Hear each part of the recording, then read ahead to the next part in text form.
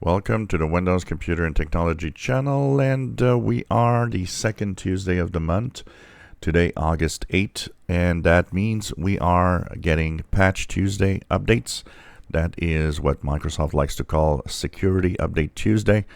So these are mandatory. They are security updates for Windows and related services and products from Microsoft. We'll have a more detailed look at what's in there this month.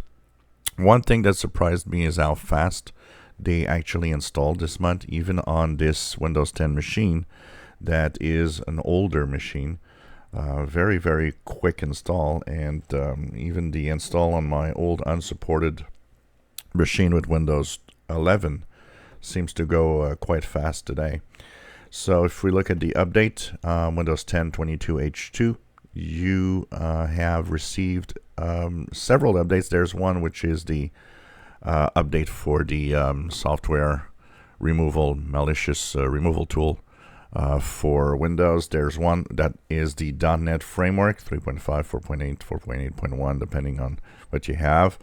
And of course, the official cumulative update for security, which is KB 502 9244 for Windows 10.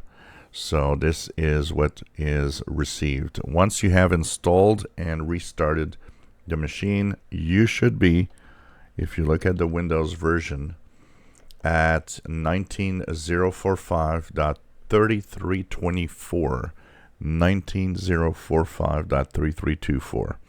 So of course they fix a certain number of security flaws that are in Windows 10.